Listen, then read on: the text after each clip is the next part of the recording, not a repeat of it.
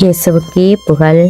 இயேசுவில் பிரியமானவர்களே, இன்று நம் ஆண்டவர் 2 சாமுவேல் 22 அதிகாரம் 31 வசனத்தினூடாக இவ்வாறு நம்மோடு பேசுகின்றார்.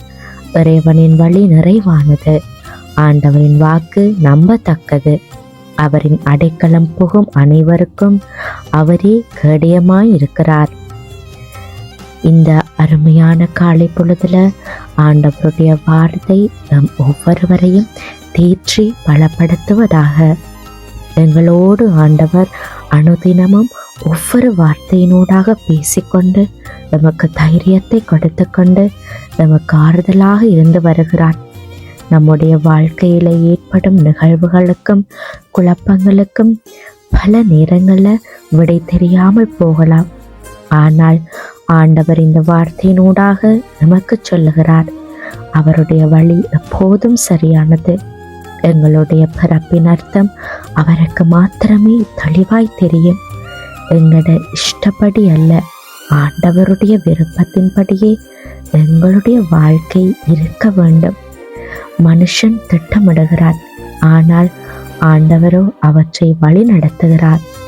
சில சமயம் ஆண்டவர் நாங்கள் போட்டு வைத்திருக்கிற திட்டத்துக்கு மாறாக எம்மை ஒரு பாதையில் நடத்தும் போது அது கடினமாக தோன்றலாம். ஆனால் அந்த வழி இறுதியில் நன்மைக்காகத்தான் இருக்கும். அவருடைய வார்த்தை காலம் காலமாக நம்பத்தக்கது. அவருடைய வார்த்தையை நம்பி நடந்தோரின் வாழ்க்கை ஆரம்பத்தில் கடினமாக இருந்தாலும் முடிவிலே நன்மையும் ஆசீர்வாதமுமாய் நிறைந்திருக்கும். அது நமக்கு நன்றாகவே தெரியும். பிரியமானவர்களே, ஆண்டவரை நம்பி வாழ்ந்தால் அவர் நம்மை காக்கும் கேடயமாய் இருப்பார். எங்களுக்கு ஏற்படுகிற எல்லா பிரச்சனைகளிலும் இருந்து அவர் எம்மை காத்து வழி நடத்துவார். எனவே ஆண்டவரையும் அவருடைய செயல்களையும் சந்தேகப்படாமல் அவரை கடைசி வரைக்கும் நம்பி நடப்போம்.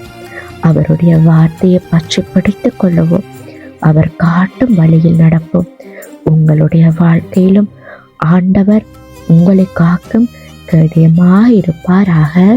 ஆமேன்.